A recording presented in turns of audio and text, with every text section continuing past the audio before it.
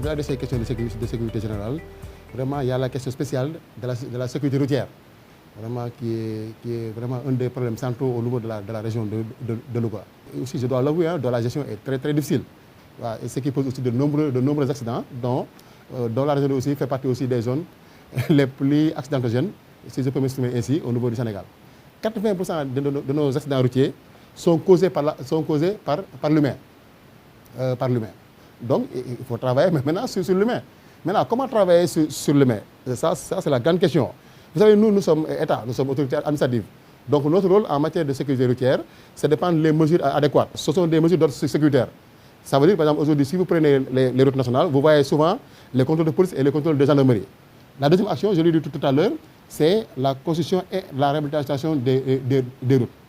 La troisième action, c'est un peu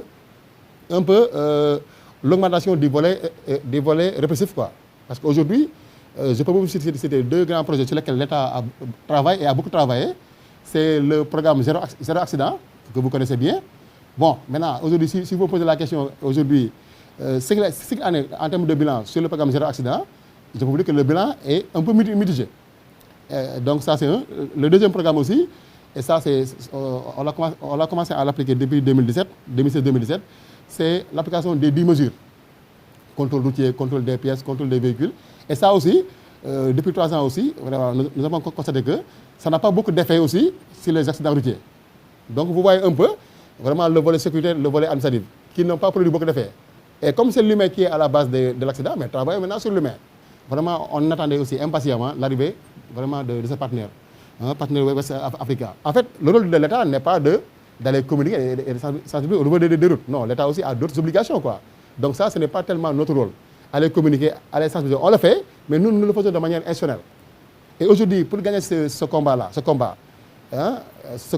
il nous faut maintenant aller vers l'approche de la communication communautaire.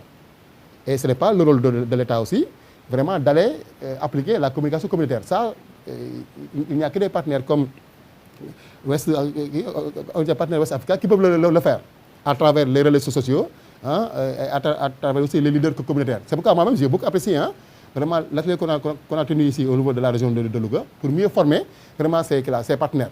Rien que pour l'année 2020 au niveau de la région de Louga. Nous avons arrêté 179 accidents. Et sur les 179 accidents, nous avons noté 37 décès et 493 blessés. Ça, c'est le bilan annuel de la gendarmerie. Et ça, c'est uniquement de la zone gendarmerie. Donc, je n'ai même pas pris en compte la zone police. La police de Louga et la police de Kébémer. Donc, vous voyez. Et ça, pourquoi l'année 2020? Parce que l'année 2020 devait être l'année où les accidents routiers devaient baisser au maximum. Pourquoi? Parce que c'est malheureusement, l'année de la venue de la pandémie. Avec la pandémie, beaucoup d'États aussi avaient pris des mesures draconiennes sur l'application de l'état d'urgence. Donc au mois d'avril jusqu'au mois de juillet, on a appliqué l'état d'urgence. Parce qu'il n'y avait même plus de circulation. Donc durant ces 4 mois-là, on n'a pas eu presque d'accident. Donc, à partir du mois de juillet, avec la fin de l'état d'urgence, la circulation a commencé aussi à être active. Et regardez ces chiffres-là qu'on a. Donc l'année 2020, 12 mois, sur les 4 mois, il n'y a presque pas de circulation. Donc ces bilan-là concerne uniquement 8 mois. 8 mois. Donc pour vous dire qu'aujourd'hui, il est temps que vraiment que nous ayons une nouvelle approche, cette fois-ci basée sur la dynamique communautaire.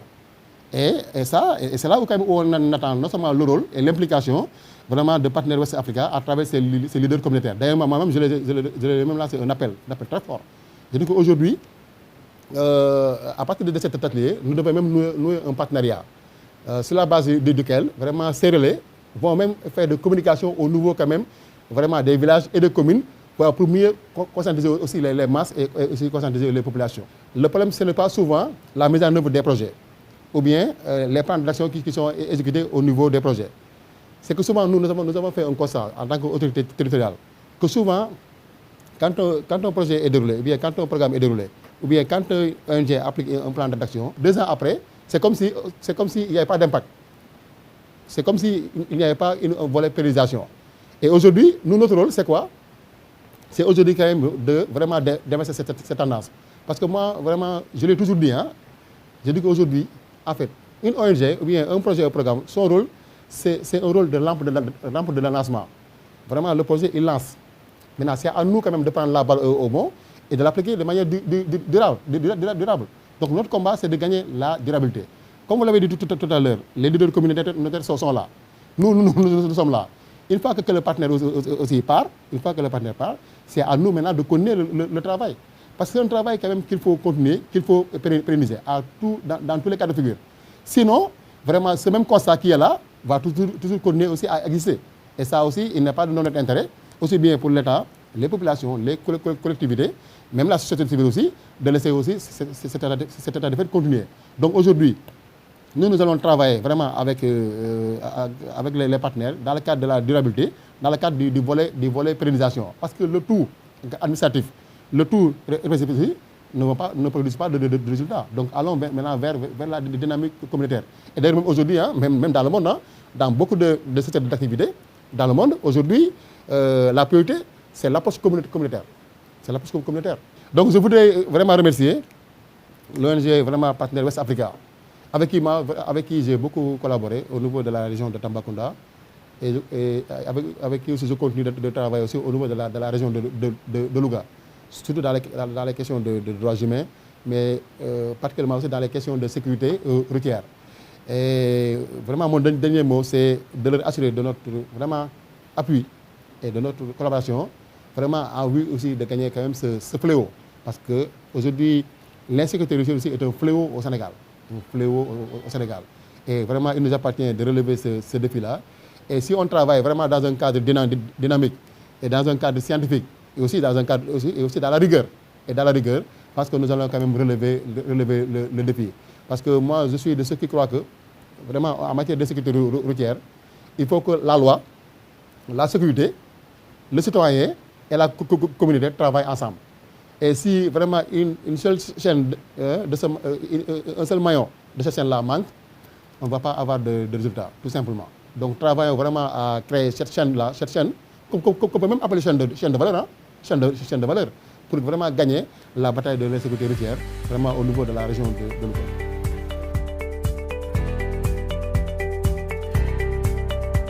Pour nous réjouir du consensus qui est sorti aujourd'hui et de l'engagement des présidents des différentes associations qui ont décidé de mettre en place ce cadre unitaire-là afin de permettre au projet de bien les accompagner, mais également d'avoir un seul interlocuteur par rapport aux autorités que nous sommes, mais également par rapport aux partenaires qui les accompagnent.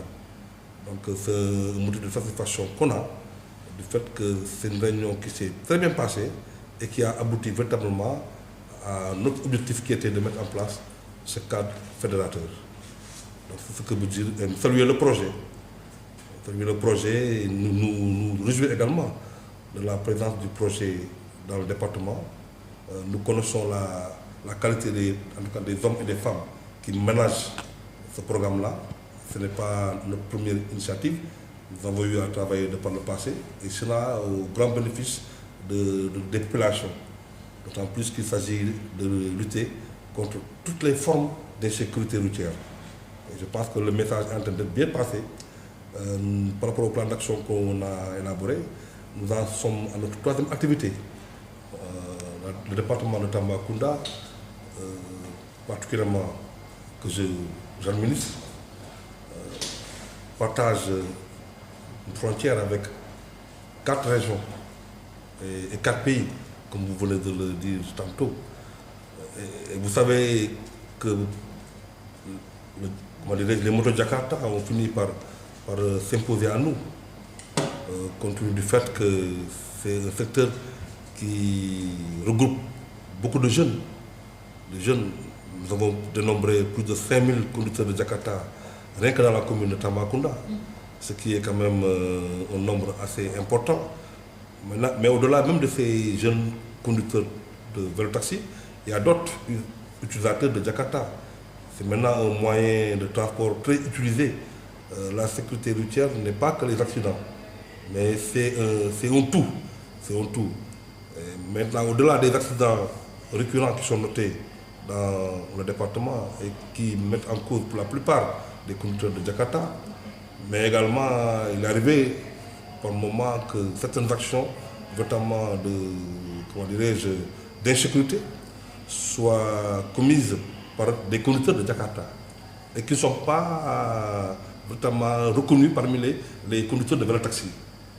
C'est pour cette raison-là, on s'est dit qu'il va falloir que ces jeunes-là, qui sont déjà organisés, mais soient mieux structurés pour vraiment aboutir à une certaine professionnalisation, ce qui permettra de les départir, en tout cas de ces malfaiteurs qui utilisent ces moyens de transport et qui traversent les frontières, qui traversent les limites territoriales.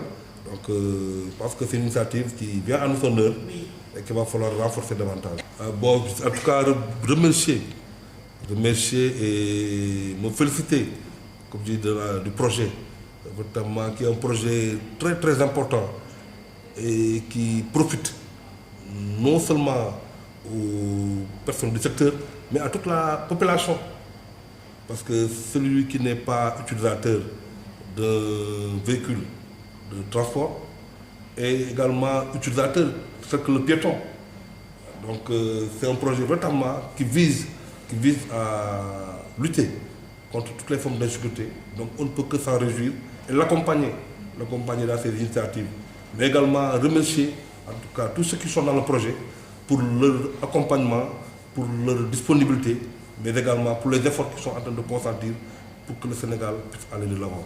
En tout cas, c'est un projet qui si ce n'était pas mis en place, il fallait le penser et le créer.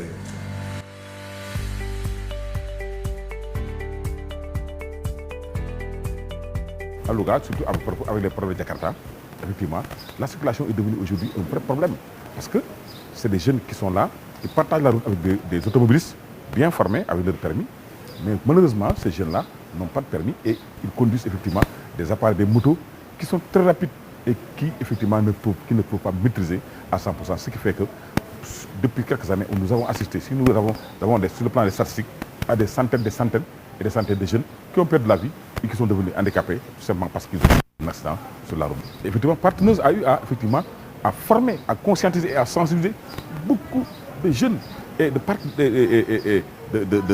partenaires, de citoyens qui certainement ont eu à démultiplier l'information parce que quand on sensibilise ou quand on forme, n'est-ce pas, une partie de la population, c'est pour assurer un partage, n'est-ce pas, de l'information ou de la sensibilisation. Ce qui fait qu'à mon avis, en tout cas, Partneuse Africa a eu à jouer un rôle depuis quelques mois, n'est-ce pas, par rapport effectivement à ce défi-là. Et certainement, nous, en tant que commune, nous ne pouvons que nous en féliciter et remercier effectivement l'ONG, n'est-ce pas, d'avoir en tout cas choisi Louga donc, comme étant une ville où ces questions effectivement de sécurité routière et de trafic routier sont débattues et que les populations soient informées, sensibilisées, capacitées, afin que tous puissent prendre en fait, conscience du danger qu'il y a quand les problèmes de sécurité routière sont posés et qu'il y a urgence à trouver effectivement ou à répondre à, n'est-ce pas, des problèmes liés effectivement à la sécurité routière.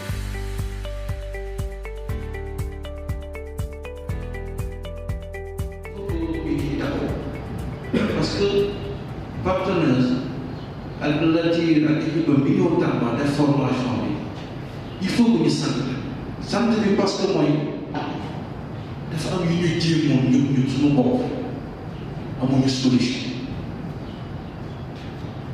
mais j'avoue que démb discussion bi yëpp ak préfet bi may rendre compte loolu moo ci am solo le fait que ngeen nangoo nekk benn te voilà ñun par exemple. C'est le point à mon sol aujourd'hui. C'est ça la réalité. Le mot positif. Parce que nous savons que nous avons fait.